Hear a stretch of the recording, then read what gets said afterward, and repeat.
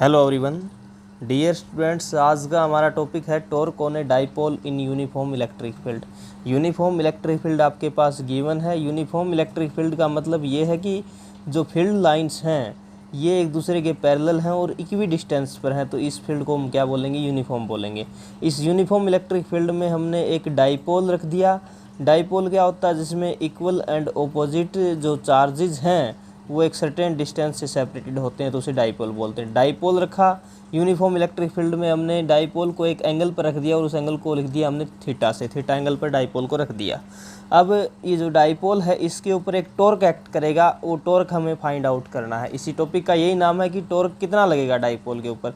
तो आप ये देख रहे हैं कि ये डाइपोल का पॉजिटिव एंड है, ये नेगेटिव एंड है।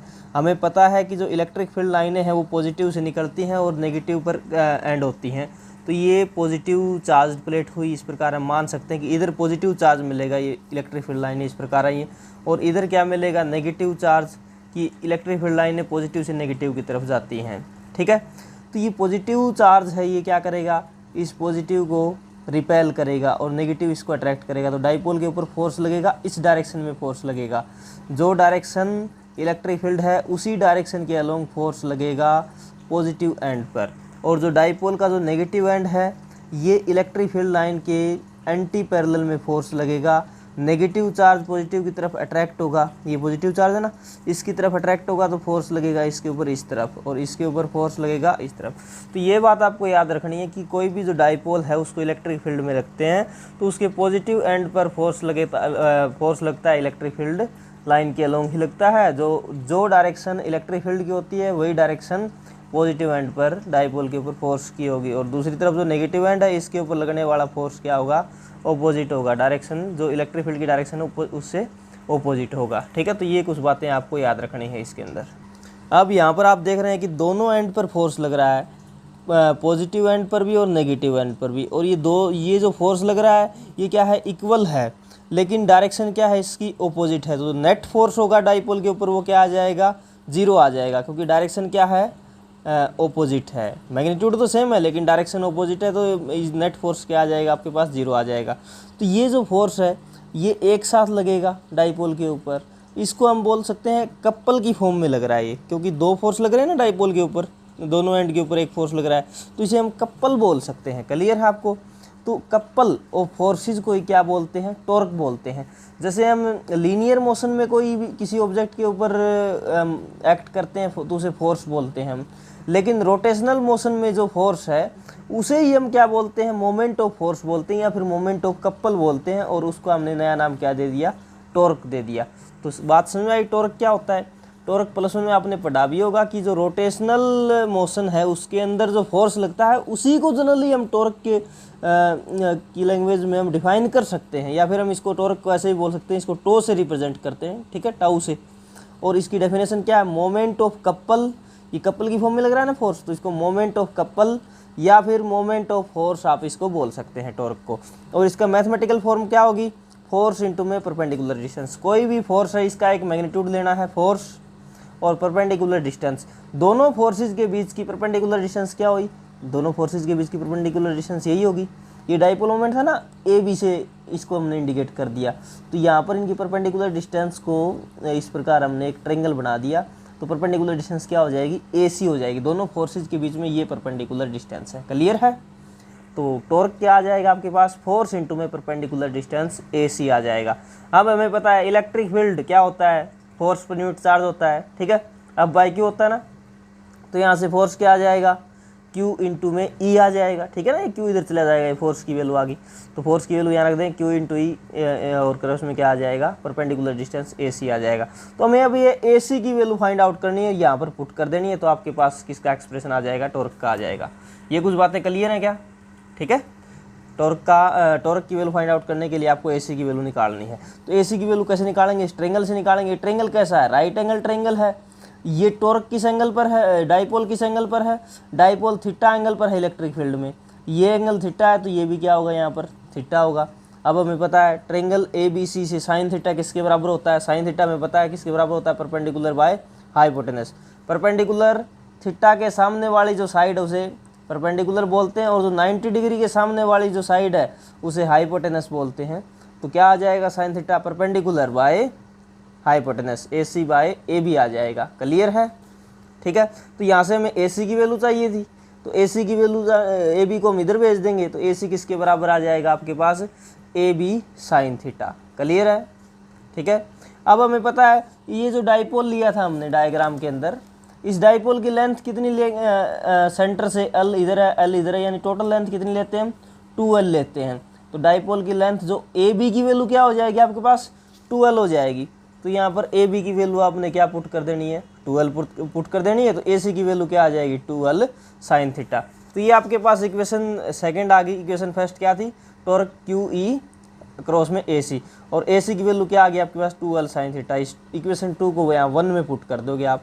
ठीक है, तो इक्वेशन 2 को 1 में पुट करेंगे तो टॉर्क किसके बराबर आ जाएगा QE 2L साइन थीटा। अब हमें पता है डाइपोल मोमेंट किसके बराबर होता है Q इंटू में 2L के बराबर होता है ना डाइपोल मोमेंट। आइदर चार्ज की प्रोडक्ट कर देंगे हम लेंथ से, डाइपोल की लेंथ 2L लेते हैं तो वो क्या हो जाएगा डाइपोल मोमेंट हो जाएगा। ठीक है ना, तो dipole moment P is equal to Q into 2L, तो Q इंटू में 2L की जगह आपको क्या रख देना है यहाँ पर P रख देना है। तो टॉर्क की क्या एक्सप्रेशन आया आपके पास, क्या फॉर्मूला है टॉर्क का PE साइन थीटा। तो ये आपको याद रखना है, जो टॉर्क है वो किसके बराबर होता है PE साइन थीटा। इसको वेक्टर फॉर्म में लिखोगे आप, वेक्टर फॉर्म में साइन थीटा आपको पता है ये कैसी प्रोडक्ट टॉर्क क्या है, एक टॉर्क भी एक वेक्टर क्वांटिटी है। ठीक है, तो आप इसको कैसे लिखोगे vector product P cross E कर दोगे आप इसको। ठीक है ना, P क्रॉस E +1 में आपने पढ़ा ना वेक्टर प्रोडक्ट और डॉट प्रोडक्ट, इसको क्रॉस प्रोडक्ट भी बोलते हैं। जैसे ही इसको एक्सपेंड करते हैं ना एंगल की फॉर्म में तो ये क्या हो जाएगा PE साइन थीटा, या हम कह सकते हैं PE साइन थीटा को हम P क्रॉस E भी लिख सकते हैं। ये क्या हो जाएगी टॉर्क की वेक्टर फॉर्म हो जाएगी, और ये क्या हो जाएगा इसका मैग्नीट्यूड हो जाएगा PE साइन थीटा। अब इसके अंदर हम स्पेशल केस पढ़ेंगे कि एंगल 0 हो, 90 डिग्री हो, 180 डिग्री हो तो टॉर्क क्या होगा। ठीक है, स्पेशल केस देखिए। अब सबसे पहला स्पेशल केस में हमने एंगल कितना ले लिया थीटा बराबर 0। इलेक्ट्रिक फील्ड लाइंस की डायरेक्शन इस प्रकार है, इसी की डायरेक्शन के लोग क्या रख दिया हमने डाइपोल मोमेंट रख दिया P की डायरेक्शन भी क्या होती है नेगेटिव टू पॉजिटिव होती है ना डायरेक्शन। डाइपोल मोमेंट है इसकी डायरेक्शन नेगेटिव टू पॉजिटिव होती है, तो इसकी डायरेक्शन इधर हुई, और E की डायरेक्शन भी क्या इधर ही दे रखी है, तो दोनों की डायरेक्शन सेम हुई, तो थीटा क्या हुआ दोनों के बीच में 0 हुआ, और दोनों एक दूसरे क्या है पैरेलल हैं। तो हमने यहाँ टॉर्क क्या होता है PE sine theta, sine theta की जगह क्या पुट कर दिया हमने, थीटा कितना है 0 है तो 0 पुट कर दिया, और साइन 0 हमें पता है क्या होता है 0 होता है, तो ये पूरी वैल्यू क्या हो जाएगी 0 हो जाएगी। टॉर्क किसके बराबर आ जाएगा 0 आ जाएगा, और ये मिनिमम टॉर्क यानी कि कोई भी टॉर्क इसके ऊपर अप्लाई नहीं होगा डाइपोल मोमेंट के ऊपर। तो क्या लिखोगे आप when dipole moment parallel to the electric field intensity then no torque act on the dipole. जैसे इलेक्ट्रिक फील्ड लाइनें इधर जा रही है ना इस प्रकार है, और इसी प्रकार हमने क्या रख दिया डाइपोल मोमेंट रख दिया, तो डाइपोल मोमेंट के ऊपर कोई भी टॉर्क अप्लाई नहीं करेगा, डाइपोल मोमेंट रोटेट नहीं करेगा। अब जैसे यहाँ पर हमने इसको एक एंगल पर लिखा हुआ था ना, इधर एक फोर्स लग रहा था इधर एक फोर्स लग रहा था, तो ये इस प्रकार रोटेट करेगा, क्लॉकवाइज डायरेक्शन इसको हम बोल सकते हैं। ठीक है ना, क्लॉकवाइज डायरेक्शन में रोटेट करेगा। लेकिन जैसे डाइपोल मोमेंट को इधर रख देंगे, इसके पैरेलल रख देंगे, तो इसके ऊपर कोई भी टॉर्क कोई भी फोर्स इसके ऊपर नहीं लगेगा। चलिए अगला केस देखते हैं हम। सेकंड केस क्या है, अब हमने एंगल कितना ले लिया theta is equal to 90 degree. अब देखिए ये इलेक्ट्रिक फील्ड लाइनें हैं, और टॉर्क को हमने कैसे रख दिया इस प्रकार रख दिया 90 डिग्री पर, डाइपोल मोमेंट को हमने 90 डिग्री पर रख दिया। ठीक है ना P को, तो इन दोनों के बीच में जो एंगल है डाइपोल मोमेंट और इलेक्ट्रिक फील्ड के बीच में वो कितना है 90 डिग्री है। साइन 90 क्या होता है, साइन 90 होता है 1 होता है, आपको पता है sine 90 degree is equal to 1 maximum value है साइन की। ठीक है, तो टॉर्क किसके बराबर आ जाएगा PE के बराबर आ जाएगा, तो मैक्सिमम टॉर्क लगेगा यहाँ पर। तो आप क्या लिखोगे when dipole moment perpendicular to the electric field then maximum torque act on the dipole, dipole के ऊपर मैक्सिमम टॉर्क लगेगा, ये मैक्सिमम रोटेट करेगा डाइपोल। ठीक है, थर्ड केस देखिए, थीटा कितना ले लिया हमने अब 180 डिग्री।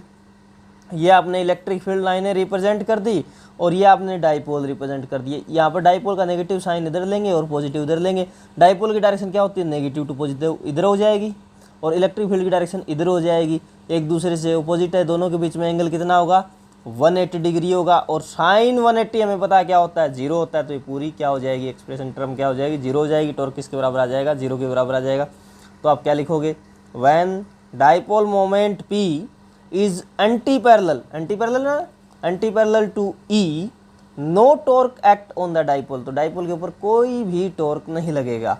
अब इसकी यूनिट आपको पता है यूनिट क्या होती है डाइपोल मोमेंट की, डाइपोल इसकी टॉर्क की यूनिट, सॉरी टॉर्क क्या होता है, फोर्स इंटू में परपेंडिकुलर डिस्टेंस होता है ना, तो फोर्स की यूनिट क्या होती है, न्यूटन होती है, और परपेंडिकुलर डिस्टेंस की यूनिट क्या हो जाएगी आपके पास, मीटर हो जाएगी। तो न्यूटन मीटर किसकी यूनिट आ गई आपके पास, टॉर्क की यूनिट आ गई। टॉर्क को किससे लिखते हैं, टाउ से, ठीक है ना। ये कुछ बातें आपको याद रखनी है, न्यूटन मीटर इसकी क्या हो जाएगी, यूनिट हो जाएगी। तो ये था आपके पास टॉर्क का टॉपिक। टॉर्क लगता है किसी डाइपोल के ऊपर, जब डाइपोल को कहाँ रखते हैं, यूनिफॉर्म इलेक्ट्रिक फील्ड में रखते हैं, ठीक है ना। External uniform electric field provide करते हैं ना टॉर्क के ऊपर, डाइपोल के ऊपर, तो उसके ऊपर टॉर्क लगता है, जिसके कारण वो रोटेट करता है। और किस किस केस में रोटेट करेगा, किस केस में उसके ऊपर फोर्स नहीं लगेगा, किस में लगेगा, ये सारे स्पेशल केस भी हमने डिस्कस कर लिए। तो स्टूडेंट्स नोट्स आप बना सकते हैं इस वीडियो को देखकर, और साथ ही चैनल को सब्सक्राइब शेयर करना ना भूलें। तो मिलते हैं डियर स्टूडेंट अगले लेक्चर के साथ। Thank you.